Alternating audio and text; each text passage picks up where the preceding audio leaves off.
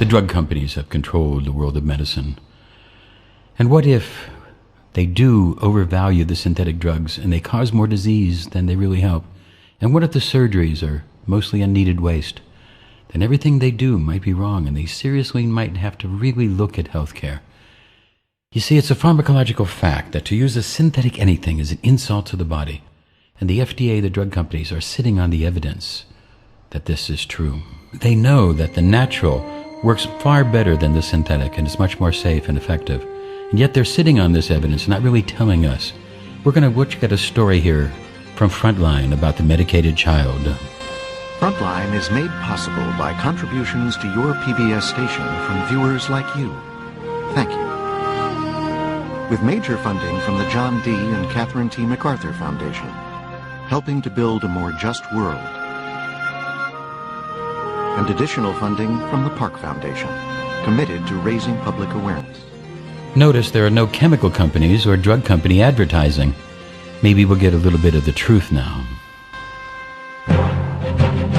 In 2001, Frontline reported on the dramatic rise in the number of children being given behavior-modifying medications. We cannot, as a nation, continue to play a game of Russian roulette with our children's lives. Leave our kids alone. Don't label. Don't drugs. The medications were the subject of fierce debate. Today, the concerns over medicating kids continue. 911 flash recording. Ambulance, and my daughter passed away in the night.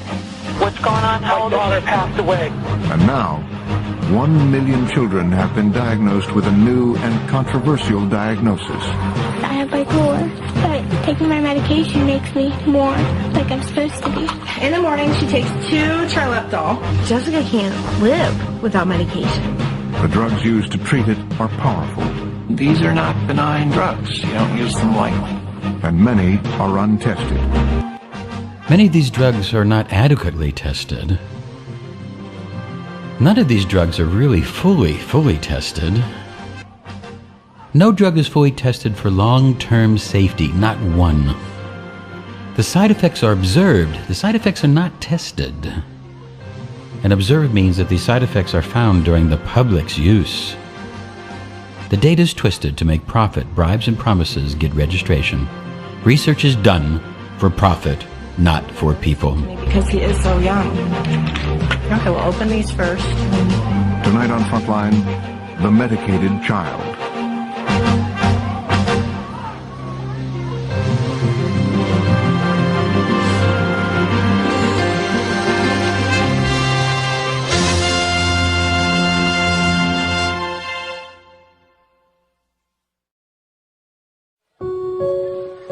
Hi guys, you're all here. Wish Jacob a happy 2nd birthday.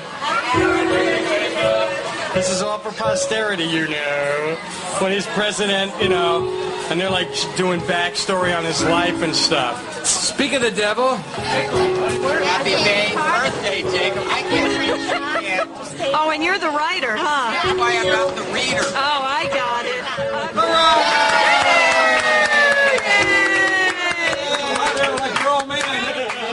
Jacob's story begins in Los Angeles back in 1993. That's his dad, Ron, a scriptwriter in Hollywood. And Iris, his mother. Until Jacob was 3 years old, his parents say, he had no big problems. This is Jacob at work. What are you today, a shoemaker? Yeah. Yeah, what are you making? How?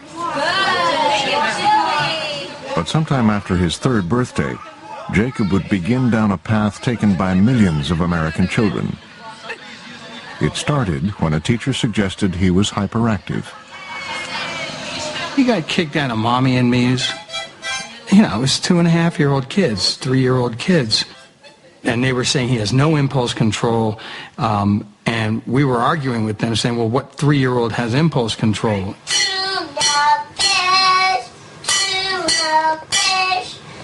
In preschool, another teacher suggested medication.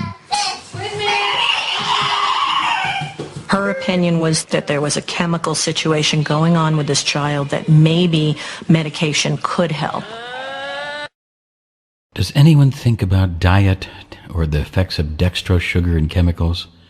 That's what's really happening here. Look what these kids are eating. If we look at the side effects of these drugs called sugar, we're going to see this child could be easily helped with diet and behavioral therapy.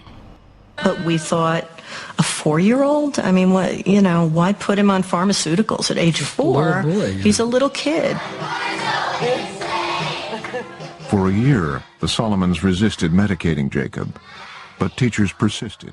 Teachers push, and they're after that quick fix with the pill. Finally, Jacob's parents took him to a doctor. This is a pill pusher doctor that they looked at. Jacob was diagnosed with attention deficit hyperactivity disorder, ADHD, and prescribed Ritalin. Some of these doctors can only see pills. Ritalin use is incredibly, it's taking off, it's fantastic. And they use Ritalin to teach the children that drugs are the solution for all their problems and to worship the drug companies. And the doctors are taught to ignore the warning on the label. Can I try, please? You know what? We're not going to give you the... The Ritalin helped with the hyperactivity, but it made him anxious. I just want to hold the videotape for 1 minute. And so then we'd end up giving him a second medication to deal with the anxiety. And then the second medication would cause something else, some compulsive behavior or a tic. And then they'd say, okay, give him a third thing. You see, we have a pill for this, and then a pill for the side effects, and then another pill for those side effects, and another pill for those side effects, and another pill, because all we care about is pills, and the profits of the chemical companies. People have written books about the overdose, and our children are becoming this experimental field where we dump all this different drugs, and it's done for money. Not for people, but profit. And so finally it was like that whole, there was an old lady who swallowed the fly, and then the fly, she had to swallow the spider to get rid of the fly, and then she had to swallow the mouse to get rid of the spider. That's what the meds were like. Can you say happy birthday, Teresa? Happy birthday. Can you sound a little more excited? At age 9, Jacob was diagnosed with a mood disorder. Doctors tried drug after drug, stimulants, antidepressants, and antipsychotics. By age 10, he had been given 8 different medications. 8 medication. Does anyone consider the diet? The high glycemic index of the different foods that he's eating? Look at the popcorn and the sugars that their child's are eating. It all started to feel out of control, so we decided that we wanted to just strip him off of everything. We have no idea how we got on as many meds as he was on, so we just made a decision. We got to pull it back. We got to sort of strip it out and see what we actually have here. Jacob was hospitalized and taken off all his medication. But he was about to be given what was, at the time, a new and controversial diagnosis for a child: bipolar disorder. They stripped him down off of everything, and then within 24 hours they turned around and said he's bipolar, needs to take lithium. So there was no like, well, isn't there therapy? Nowhere we ever turned was there this therapeutic, was this therapeutic solution. There was nobody ever said, well, we can work with this and through therapy and things like that. Everywhere we looked, it was take meds, take meds, take meds. And look at the sugar on the table. Can you see the problem? I can. It's on the table. It's right in front of him. Look what the kids are eating. There's different sugars creating different problems, and the pills are just trying to cover it up and treat. We have these sugar holidays, and we push this sugar because big sugar is controlling. And in the 1950s, we didn't have very much iatrogenic disease, and we had much more natural drugs. It started to change as more and more patents came in, synthetic drugs. And as the patents and the synthetic drugs increase, iatrogenic deaths increase dramatically. Then suddenly, on the morning of his 13th birthday, Jacob woke up with a stiff neck and started rolling his head, a possible side effect of all the medication he'd been taking. Most of these doctors were experimenting. They had no clue. And were just saying, try this, try this. Try this, try that, try this. Try this means try this pill. It's always a pill. It's always a synthetic patented medicine. Are doctors under the influence? Well, of course they are. That's all they're taught. They're taught drugs and surgery. Drug, or cut. What if they really do overvalue the synthetic drugs and they cause more disease later than they help? If somebody suggests is natural, they're booted out of the drug company. There's nothing worse than seeing your kid, go through something like this.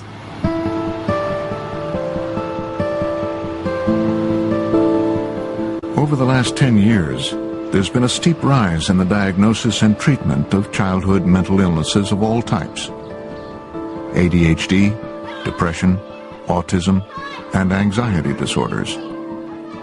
But the biggest controversy has been in the diagnosis of bipolar.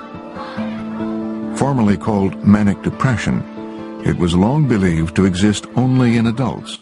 That was because adults were given those drugs, but now that we're giving those drugs to children, we're starting to see bipolar effects in children. The diagnosis of childhood bipolar grew out of a series of studies by a group of child psychiatrists at Massachusetts General Hospital, led by Dr. Joseph Biederman. He theorized that many children with attention deficit hyperactivity disorder were actually misdiagnosed. In 1996, an article is published that announced that 23% of his ADHD population also meet criteria for bipolar disorder. Okay. This was an astonishing announcement that caught most of us quite by surprise, because the notion that even a teenager be diagnosed bipolar was very, very rare. What he did was he took the written criteria for attention deficit disorder, and he took the written criteria for bipolar disorder, and he said, hey, a lot of these kids that you call ADHD actually fit the criteria for bipolar disorder, which I think attracted a whole lot of people. And then all of a sudden, out of nowhere, bipolar disorder suddenly was being diagnosed left, right, and center. Our big story at 6, dramatic increase in the number of kids diagnosed as bipolar. Could we really be seeing? Since Dr. Biederman and his colleagues published their findings, there has been a 4,000% increase in the number of children diagnosed with bipolar. The question is, should we call them bipolar, and should we be giving them 3 different medicines when they're only 2 years old? And I can tell you that's happening all over the place when they're 2. The rates of bipolar diagnoses in children have increased markedly in many communities over the last 5 to 7 years. I think the real question is, are those diagnoses right? And in truth, I don't think we yet know the answer. We're not even really looking for the answer. We're looking for a drug. And until we know more, we should not allow the drug companies to make profit hurting these children. It should be people, not profit. What you've got out there is a whole lot of kids who've been diagnosed with a condition that hasn't really attained respectability yet, and they're receiving medications that have not been fully tested in children. Today there are 1 million kids being treated for bipolar, more and more of them at younger and younger ages. They're starting to force this bipolar because the drug companies want to sell more. They're not looking for the effects of sugar and other things in the diet. They're not really looking at those factors. He's 4 years old. His doctor believes he's bipolar. Why don't you come take your medicine? I just got check these. DJ takes Focalin extended release in the morning, a dose of Focalin in the afternoon, Clonidine to sleep at night, and Risperdal to quiet his tantrums. Bipolar in adults has traditionally been treated with drugs like lithium. Now there are new antipsychotic drugs called atypicals. Oh. It's a little worrisome to me because he is so young. You know, I don't know what the long-term side effects are going to be for him. I do know if he didn't take it, though, I don't know if we could function as a family. It's almost a do-or-die situation over here. It's not do or die, it's do or diet. Look what the child's eating. One of the drugs DJ is taking, Risperdal, is an antipsychotic, commonly used on bipolar kids. It's known to cause tics, drooling, and incessant eating. He's just insatiable, hungry all the time. So whatever you put in front of him, he'll eat, and he'll want to keep going and going and going. their stomach never tells their brain it's full. So he could be stuffed and he'll still want to eat because he thinks he's hungry. Look at this. There's unchecked hunger is one of the effects of the high fructose corn syrup. Look what the child's eating. Nothing but junk food, high glycemic index food, and high fructose corn syrup. This creates these problems. This creates obesity, this creates mood disorders, irritability, and all the symptoms of these children. I can eat like goldfish. Goldfish and cookie? Yeah, and Gatorade. And Gatorade. And another Gatorade. And another Gatorade. And corn dog. And another corn dog.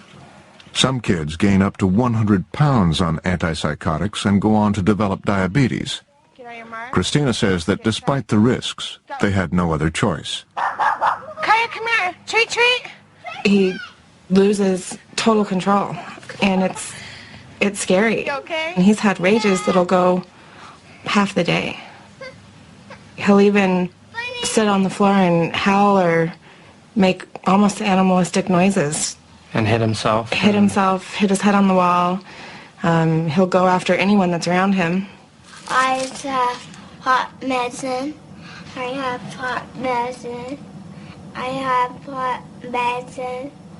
There are also more unusual, repetitive behaviors that DJ's drugs haven't changed. Medicine. I have hot medicine. I just have hot medicine. Hot medicine. Hot medicine? Yeah. You see, the numbers of mothers that are exposed to synthetic drugs equals the idea of what happens to autism. All these different chemicals are having effect on the children, and we should be able to keep them out of their womb. It really is true that the synthetic chemicals create these diseases. Christina says life with DJ is still a roller coaster. When the medications wear off, his old behavior returns.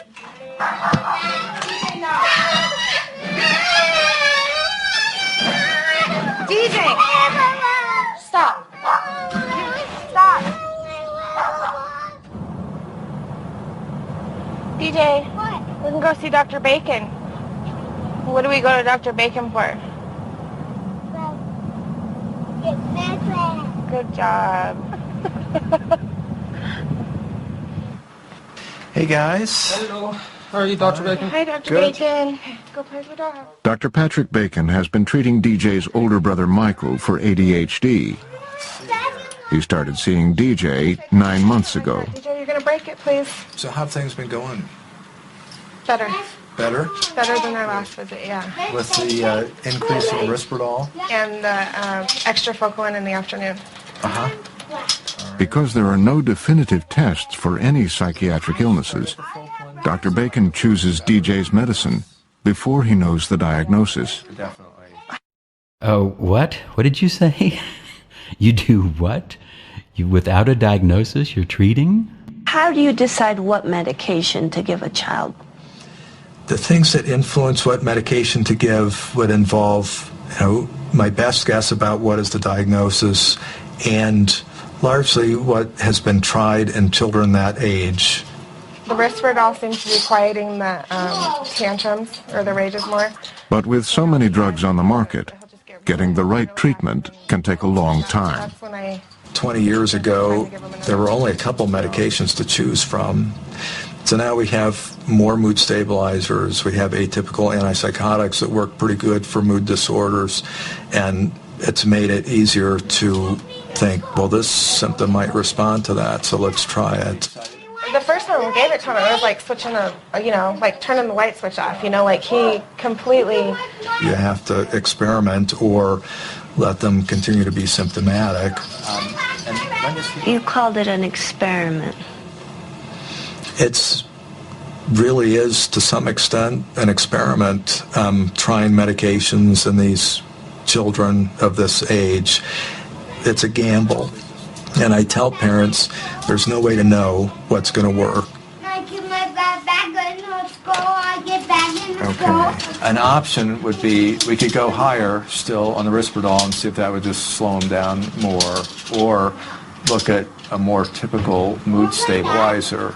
And on this day, Dr. Bacon is reluctant to up the dose of Risperdal because of the risk that DJ will develop tics. We have to just sort of... Instead, he adds a fourth prescription for Trileptal, a powerful mood stabilizer used to treat bipolar. They're just reaching for straws. You see, the problem with these children is not a deficiency of drugs. These children have problems. The problem with these children is synthetic chemicals, sugar, and the drugs. These are the problems, not the solutions.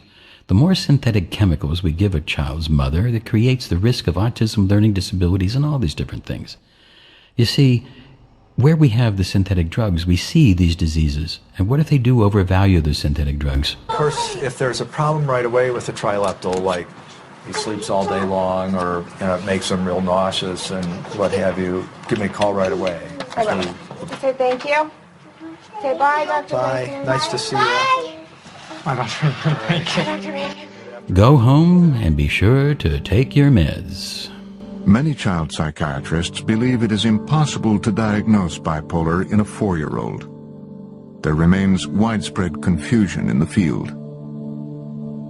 In a manual for diagnosing mental illness, the DSM, adult bipolar is clearly defined by recurring episodes of mania and depression. The manual says nothing about how to diagnose bipolar in kids, but Dr. Joseph Biederman and his colleagues argue that rapid mood swings, tantrums, and what's called explosive irritability are the key symptoms of childhood bipolar. You can see that mood swings, tantrums, explosive irritability, these are the symptoms of high glycemic sugar foods. They make your blood sugar rise and fall dramatically and creates problems on the nerves, the immune system, and all the other factors. You see, we have to balance the blood sugar with more natural fruits and vegetables, and those are the foods that we really need to help stabilize the blood sugar and to prevent these type of mood disorders. But big sugar makes a lot of money selling all this junk, and the synthetic chemical industry puts all the junk into it as well. Criteria for mood disorder in children include something called irritability, but the symptom like irritability occurs in something like 26 different diagnoses, so it probably means very different things in different contexts and to different people. I think a lot of the controversy has centered around the fact that our kids who have big temper tantrums, you know, a 9-year-old with a big temper tantrum who can't control himself, this happens a few times a week. Is that coming from bipolar disorder? All right, any other thing you want to talk to me about? Or Dr. Kiki Chang, a researcher at Stanford University, defends Biederman's criteria. This guy's using the drugs because he makes money on it. When you take irritability to the extent that some of these children exhibit it, and then when you add the other manic symptoms in there, decreased need for sleep, increased goal-directed activity, racing thoughts, all those things together, you're at least somewhere on the spectrum. But critics say all the debate and confusion has led to overdiagnosis. And many children with bipolar are being treated by pediatricians and family doctors who are less familiar with the diagnosis. Doctors will force the diagnosis of the last seminar they attended. You're a pediatrician and you're seeing a child every 15 minutes. It's very tempting to go ahead and add one of the atypical antipsychotics when you've got a kid who's oppositional and aggressive. So in a sense, the doctors and the patients and their parents are forced into this Faustian bargain where everybody would like to take the time to think through the problem, but that kind of thoughtful, careful evaluation simply doesn't exist in most pediatrician or family doctor's office. There is only time to cookbook a pill. There's not time to really do a full diet analysis, health analysis. And what if the whole process of the synthetics is wrong and they are an insult to the body? We need to really look at what if the entire idea of the drug is wrong and the synthetic chemicals that produce autism, but they do make an awful lot of profit. This is not about profit. We now need to realize that these diseases are increasing, iatrogenic diseases, because of the synthetic drugs. And we are just giving our children more and more and more pills. 3 years ago, Jacob Solomon's family moved from Los Angeles to the mountains above Denver. Tell me when you want to set this up. You want to do that now? Jacob is now 16. Okay, we'll open these first. He remains on a potent mix of medicines, and he still rolls his head. Risperdal is for anxiety and moods. We've tried different combinations and found that this seems to be the best combination for him right now. Every time he has a growth spurt, it changes. which one is this? So I haven't seen you in about a month, right? I don't know. I think so. So how are you doing with the nervousness right now? I'm doing good. You're okay? I mean, I have a lot of things on my mind, like what am I going to do when I go back to school? What classes am I going to have? Dr. Marianne Wambolt is Chief of Psychiatry at Denver Children's Hospital. Last me sophomore. So that's better? She says Jacob is one of a growing number of kids who come to her with a bipolar diagnosis and multiple prescriptions. What are you doing differently? Jake came to me on about 8 or 9 medications, some of which I had never heard about being used for the purported purposes that they were being used for. So when I first saw him, my initial take was there's too much over-pathologizing of symptoms and over-calling them symptoms that need a medication rather than thinking about other ways to deal with the symptoms. And the family was very open to that, and they really wanted to get him off of as many medications as they could. So Jake, how could we measure your tics? Right now, they're about maybe 4. What does that mean? 4? 1 through 10. One's like the best it could be. 10's the worst it could be. Right now it's about a 4. It's getting better. 20 times a minute. Sometimes tics are a side effect of stimulants. Often when you stop the stimulants, the tics go away. In Jake's case, they didn't go away. It's a tricky thing because we're dealing with developing minds and brains. Medications have a whole different impact in the young developing child than they do in an adult, and we don't understand that impact very well. That's where we're still in the dark ages. One of the few places that specializes in childhood bipolar is at the University of Pittsburgh Medical Center.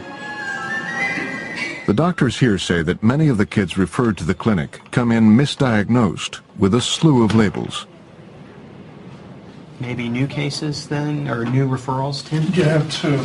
One is a 9-year-old. She's going into the 4th grade and has a past diagnosis of bipolar 2, ADHD, ODD, OCD. They say it can take months or even years to untangle a case and decide whether a kid is bipolar or not. Irritability, increased sleep tearfulness, some anhedonia.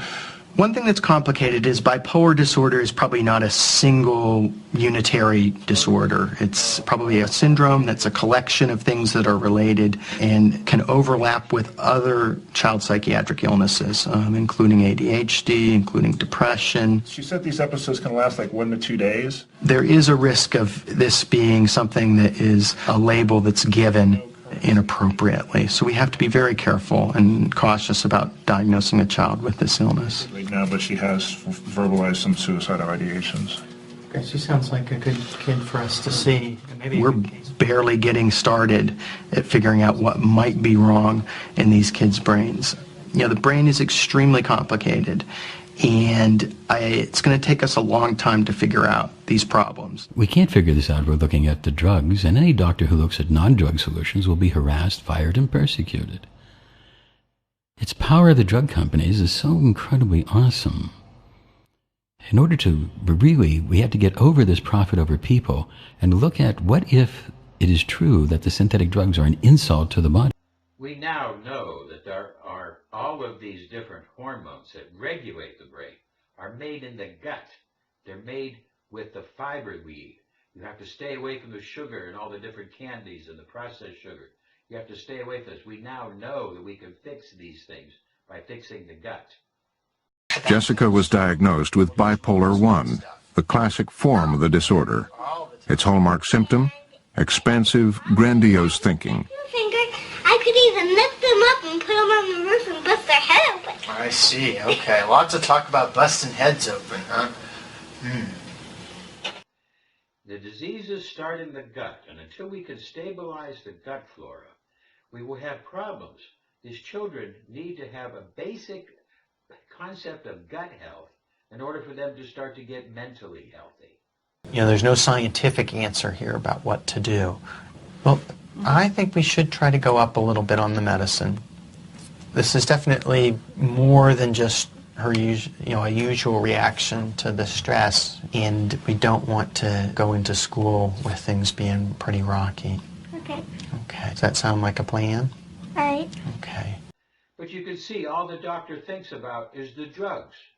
He only knows what the drugs, because that's where all the research is, because that's the only place that they have money to do research, is in the wealth of the profit over people drug companies. Some people just don't understand that I have bipolar. It's kind of hard. But as long as I'm taking medication, then I'll be fine. It's the only way to keep me settled down.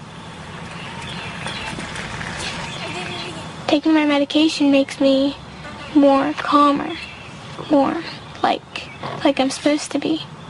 There are 1 billion trillion genes in one person's microbiome.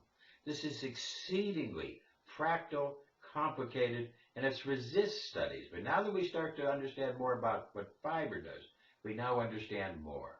If you ask me what is the greatest challenge facing American child psychiatry right now, it's in the area of bipolar illness. How should we treat it? We have to know the answer to that question. Are the treatments that we use safe for the brain or deleterious? Virtually all of the drugs approved by the Food and Drug Administration are tested solely on adults.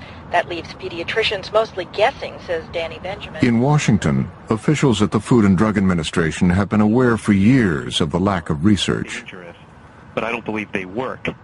There were not only few studies on psychiatric medications prescribed to children, but on all childhood medicines from cough syrup to eardrops.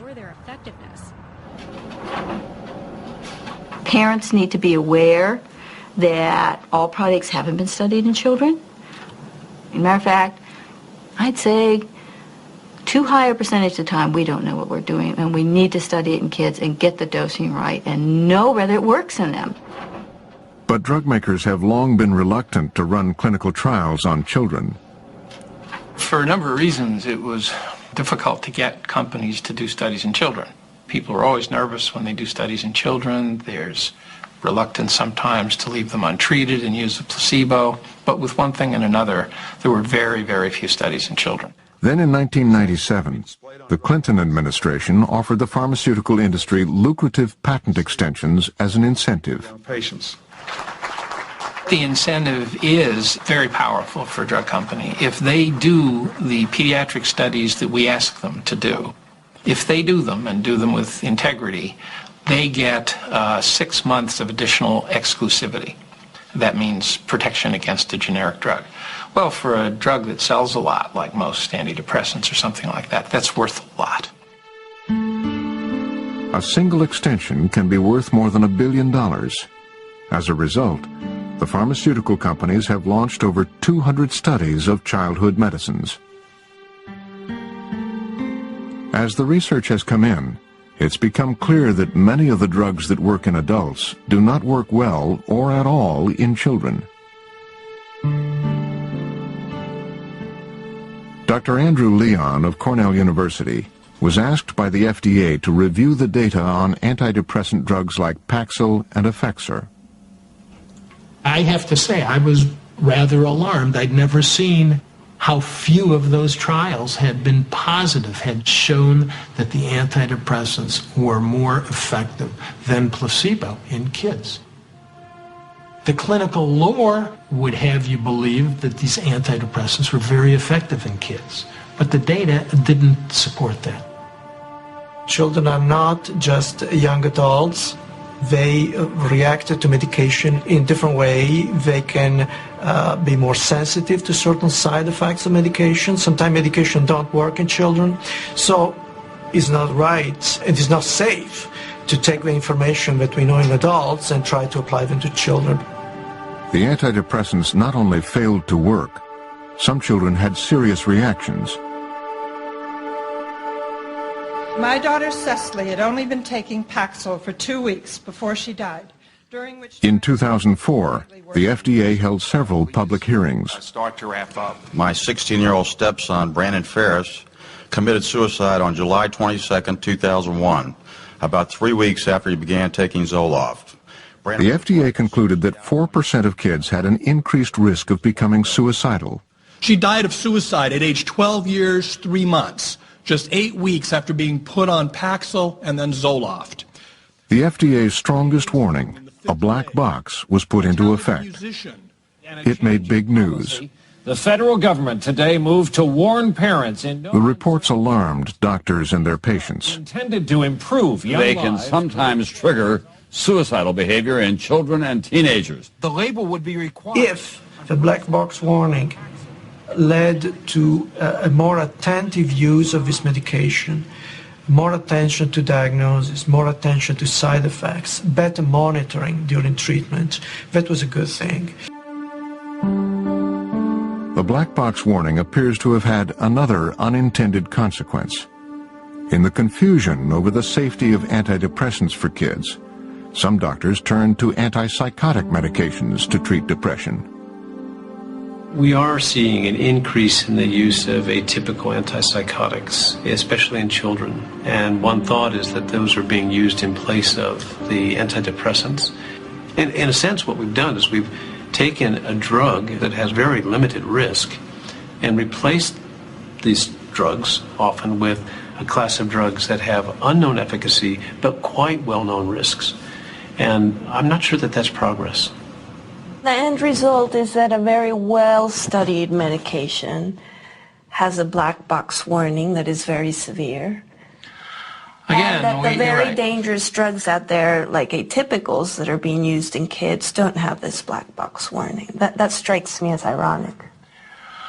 The atypicals have a very strong warning against something we know they shouldn't be used for, which is demented elderly people.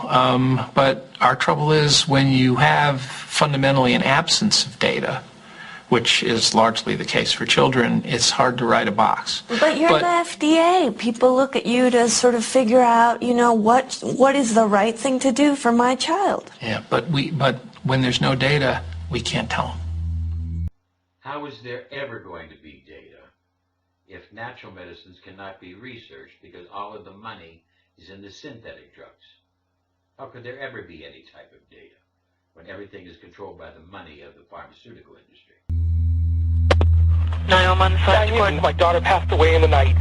What's going on? My daughter passed away. How old? She's 4. All right, we'll be right there. The danger of prescribing untested drugs to young children grabbed national attention a year ago. Rebecca Riley of Hull, Massachusetts, had been diagnosed with bipolar and was taking a mixture of psychiatric medications. The Kuntzes worried that DJ was on a similar regimen of psychiatric drugs, including the sedative clonidine. Terrified me, especially to hear that there was enough clonidine in her system alone to kill her. This is what her preschool teacher said. She was like a floppy doll, so tired she had to be helped off the bus. I mean, to think that there's something on my counter that he takes on a daily basis, that the little girl had so much in her system that alone could have been the cause of her death, terrified me. I mean, neither one of us are supporters of medicating our kids. You know, that's not why we do this. We do it because we've discussed it with the doctor and it seems to work. The Kuntzes went back to Dr. Bacon's office to see if they could lower DJ's medications. So how are you guys doing? Good. Good. Have things been going pretty well? Good. I watched 60 Minutes, and it made me think and wonder, is there anything not medication related that we need to be doing for DJ? I mean, is there any type of classes? Is he too young for therapy? I mean, would any of that benefit him along with that medication? Of course there's things that can be done. If we stabilize the gut flora, get them off of the sugar, get them off of the artificial sweeteners, get them off of any synthetic compound, get them on fiber, whole foods, whole plant foods. And then we could start to balance the gut. We could start to not need these medications. These medications are not the answer in any way, shape, or form. They're only designed to sedate the problem, not to have any type of cure. At this point, I think it's like 99% medication. Plus, it's harder for him to make use of therapy and to make use of any behavioral program if he's still got a lot of symptoms that he really can't control, even if he tried. Okay. I just want to make sure that we're doing absolutely everything that we possibly can. They're not doing absolutely everything in any way, shape, or form. The harmful effects of the chemicals in the diet are not even addressed in the least. The harmful effects of the dextrose sugar in the diet is just not addressed in the tiniest. The harmful effects of bad fatty acids are not addressed and not discussed. There's no attempt at energetic medicine or natural solutions or safe solutions. How are things going for him in school? He likes it once he gets there. The anxiety getting there Oh, really? It's a 2-hour battle of Oh, really? trying, and please don't make me go to school, let me stay home. And Wow. but as soon as we walk in the door, he hangs his backpack up and he's fine the rest of the day. Okay. Sometimes also what we'll do is try just a little bit of an anti-anxiety medication like in the morning, something like Xanax. And again, it's a trade-off, you know, do you want to see if that will work or do you want to try and coax him into it? Suffer through for a little bit longer Yeah. before we add another one. Yeah. Because once he gets there, he's okay. And my hope would be as we go up on the trileptal, that anxiety will go down quite a bit. And I've seen that happen. So, but let me write you that prescription for the Focalin, and then we'll go from there. If the only tool you have is a hammer, you tend to see every problem as a nail. And if the only tool you have is a drug, you'll see everything as a prescription pad. We're going to see that this doctor doesn't care about the really working. This doctor's only tool is a drug. He sees all of his patients as a prescription pad. DJ left Dr. Bacon's office with a recommendation to up his dose of trileptal. This is my distinct pleasure this morning to introduce Dr. Joseph Biederman. Thank you very much. Many psychiatrists continue to follow the lead of Dr. Biederman. Frontline wanted to speak to him, but he has stopped talking to the media. We published a paper in the American Journal of Psychiatry examining ADHD with or without bipolar disease. And this His office recommended that we speak instead to Dr. Chang at Stanford. I'm really excited about medications. People are so concerned about the side effects that they have on children. But one thing that people often overlook are the possible beneficial side effects, if you will. How'd the movie make you feel when you saw that? Dr. Chang himself has lately been pushing one of the more provocative ideas in child psychiatry. How about like the thoughts in your head and things like that? Anything? They race through. They race through so fast I can't even think of it. He believes he can prevent bipolar disorder by identifying and medicating children at risk before they develop full-blown symptoms. It depends on the day. Sometimes it can take 3 hours. Sometimes it can just be half an hour. Okay. And the theory is that if you get in early, before the first full mood episode, before too much has kindled in the brain, then perhaps we could delay the onset to full mania. And if that's the case, perhaps finding the right medication early on can protect the brain so that these children never do progress to full bipolar disorder. Go ahead and talk to me. What's going on? Bipolar is known to run in families. In order to identify these kids early on, Dr. Chang is relying on MRIs. We're going to get started now. All right, squeeze the ball if you're ready. All right, great. He's zeroed in on a cluster of neurons located deep within the brain called the amygdala. The amygdala is thought to store a person's emotional memory. What we've been finding is that in kids with bipolar disorder, these amygdala are significantly decreased in volume compared to healthy kids. They're smaller. Doesn't mean yet that we can use it to diagnose bipolar, but it gives us a pretty good head start in saying, okay, you know what, this is a very important region. Why is it smaller? Let's find out. Let's investigate it further. Dr. Chang is also researching how the brain responds to antipsychotic medications. On the use of atypical antipsychotics in pediatric bipolar disorder.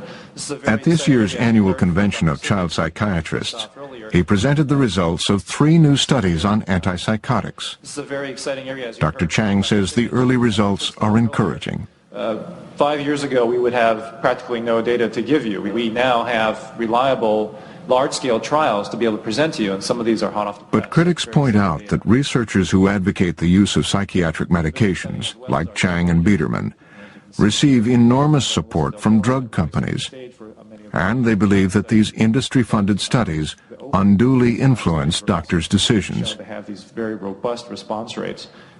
Whenever research is funded by industry, unfortunately the research is always going to be suspect. And there's no question that from the standpoint of any psychiatrist looking around at the courses that are being offered, going to the large meetings, reading the journals, that just about everything bears the stamp of drug industry funding and drug industry influence. And it is really one field where it's extremely hard to know who you can trust and who you can't trust. Very exciting as well as our disclosures. And as you can see here, I have various relationships with these companies. I think it is an uneasy partnership. But I think that without them, where would we be now? We wouldn't have any of these studies now. Parts of this talk. And yet you call it an uneasy relationship. It is uneasy because there is still a potential conflict of interest and definitely that perceived conflict. Even if there isn't a conflict of interest, meaning that, hey, we're going to do our own studies ethically, and we do. But somebody reading the study may say, oh, they received funding from this pharmaceutical company to do the study, therefore the results may be biased. So that is a problem. Meanwhile, as Dr. Chang continues to pursue answers, others are already claiming to have solutions. A little bit down towards your feet. This is Matthew Dietrich. His parents are concerned about his moodiness. And this is just going to wrap around your head. For nearly $3,000, this diagnostic center claims that it can identify undiagnosed conditions and help determine the best medication. But this machine is not like Dr. Chang's. It only measures blood flow patterns in the brain, and it's located on a commercial strip in Denver at a company called Brain Matters. So now what we're going to do is talk about the results from your brain scan. Okay? Are you excited? Yes. Are you nervous? No? You're not nervous at all? Mm-hmm. Good. So this is called the transverse view. And this At Brain Matters, they believe their doctors can link blood flow changes to behavior problems. Here, and the back of your head is over here. Matthew's results are explained by Nancy Goodhue, a social worker. Coming out like that. Deep in your brain, Matthew, in the middle part of your brain, it's called the thalamo-limbic area, and that's where your emotions live. So this area here, the thalamo-limbic area, should be yellow and light brown, and for you it's red and white and a little bit black. Okay? Okay. So this is something that, because of the pattern, it's suggesting to our doctor that Matthew might have some trouble with mood. So the recommendation is for some medicine that actually stabilizes the mood. They're still only looking for a drug, and if the only tool you have is a hammer, you'll see every problem is a nail. You see, even this therapist is only worried about what drug to give, and she sees her patients as a prescription pad. The family is impressed. I'm not. I think they've done a great job explaining what the results are. I don't really understand the medical terms that are being used, but I think it's pretty much on target. And so we really have an opportunity to influence his brain between now and the time he's 25. He's 11 right now. Do you think that it's raising false expectations? You know, I really hope not. I think compared to the interview, the diagnostic interview and the paper and pencil test that we've had so far, this is just so far and away better. Even though it's not conclusive, it's much, much better than what we've had historically. So these little yellow areas here, we all want a simple, easy solution for these complicated life problems. My view, to put it very simply, is if it's too good to be true, it is, in fact, unfortunately, too good to be true. We're at least 5 to 10 years, if not more, off from that being a really reliable clinical tool. Right now, it's strictly a research tool. But Brain Matters has already reached millions, now with centers in Los Angeles and Seattle, and has been featured twice on Dr. Phil. We can see the bipolar pattern much earlier in someone's brain. Meaning those areas on the top of Fred's head do not receive the right blood flow. Brain Matters is just one example. There is now a cottage industry of diagnostic centers, self-help books, internet sites, and nutritional regimens, profiting from parents' desperate search for solutions. All right, can we do that? Absolutely. Are you down with that? Yes. In 2001, when Frontline first reported on medicating children, the chief of ADHD research at the National Institute of Mental Health was Dr. Javier Castellanos. He acknowledged then that brain science was in its infancy. The brain is the most complex thing we know, changing, rewiring itself. And so what we measure are very crude preliminary things, but we've only been at it for about 10 or 12 years. We don't yet have our Einstein. Then, about a year ago, Dr. Castellanos is now the director of research at the Child Study Center at NYU. We went back to see him to ask if there was a solution to the lack of knowledge about today's psychiatric medications. I desperately need to know, personally, what in the world these things are about. And I can't figure it out.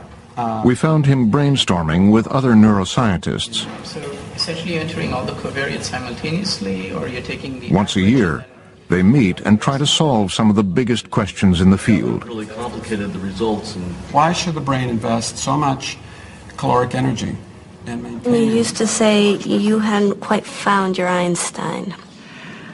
Well, I think that we're probably not looking for an Einstein, although it'd be great if one showed up. But I've changed my metaphor slightly, and now I'm thinking more about a kind of group project. He found that these resting EEG asymmetries in alpha were predictive of task performance. Dr. Castellanos now advocates doing what pediatric cancer specialists did in the 70s. Back then, childhood cancer was an almost certain death sentence. Does the antimatter? Constant question. The model is there. Every child with cancer in this country is part of a study. You can't get treated otherwise. Pediatric oncologists got together and said, we can't do this one by one. We have to form these associations. By networking and comparing treatment regimens, doctors learned what worked and what did not. The system is still in place today. We've been able to turn this around so that now it's at least 90% cure for childhood cancers. And that's a huge turnaround. Everything that happens in the clinical treatment of kids with cancer is set up in such a way that you learn something. You learn something about what cancer is, how it should be treated. Think about the extraordinary public health impact of making that kind of principled commitment. That's what's missing. And in my view, it's scandalous. The key to conscious relaxation is the simple act of observing and accepting the present state of your body, mind, and your environment. Roll back up. In the fall of 2007, Frontline revisited Jacob Solomon. From there, externally rotate the thighs with the use of your hands and come back to center. His psychiatrist believes this alternative therapy might help reduce his reliance on medication. Continue to feel the external rotation of the thighs. My thing is, I've been on 8 medications at one time. I don't want to be that again. I want to get down to the lowest amount that I can. The lowest. Do you think you'll always be on meds? Possibly, I really don't know. I really don't know. I want to know, but I don't. It's got to be something besides... At school, he struggles academically. He still has bipolar and ADHD diagnoses, but has to be careful about his medications because they can make his tics worse. But he has a new best friend, and he just got his learner's permit. All in all, Jacob's parents say this might be the best it's ever been. He's started to see a psychologist a couple times a week, and we can already see it making a difference in helping him. He is at a good point, and we can see him starting to take a little bit more control of who he is, and that makes us really happy. Oh, yeah.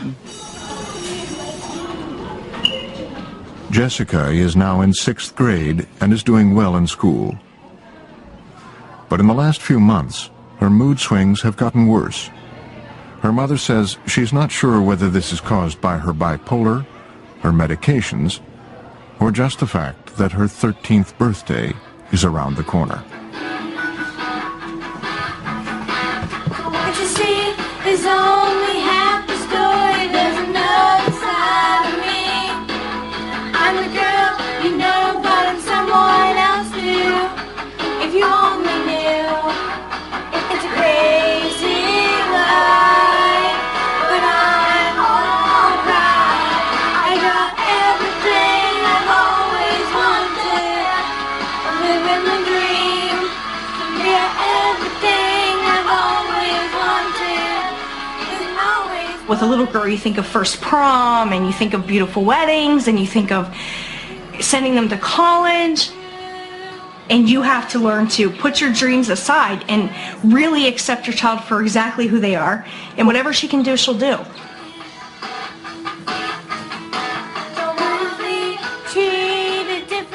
Do you think she'll grow out of it? No. You see, years of meds makes you dependent, and it alters normal function. You're not the same. This woman knows this. Getting the child off this is going to be very difficult. She'll have to take meds for the rest of her life if she wants to go to college or have a job or have a family. Drug companies love dependency. Hard times were and hard times that are to come ahead for her. The drug companies want you dependent. They want you to take your meds, take your meds, take your meds. No look at a cure, just drugs. Since the last visit to Dr. Bacon, DJ's medications have been upped yet again. Show up good. At first, Christina reported that the increase in dose didn't seem to be helping. DJ was irritable and throwing frequent tantrums. Tired? Yes. In recent weeks, DJ has improved. And Christina still believes the medications are helping her son. Horrible. Too heavy. Helping? We've seen in story after story after story how the drug companies really are putting profit over people.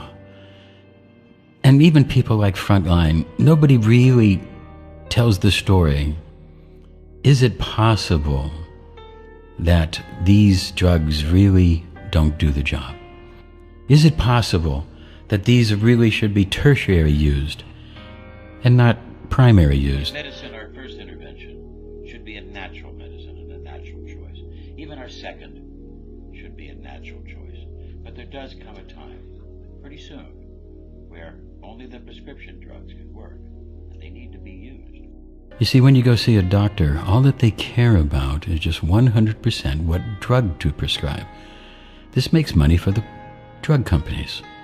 And the drug companies are the only ones that can have the money to do the type of research that really needs to be done. And yet they twist and distort much of that research to get things done. They'll use grants and promises of jobs and etc. to get registrations from other different governments, including the FDA. We need to ask a simple question. A simple question of, do these synthetic compounds really work? It's a pharmacological fact that these synthetics are an insult to the body. That's a pharmacological fact. And we need to look at just exactly, do we really want these to be our primary source of medicine?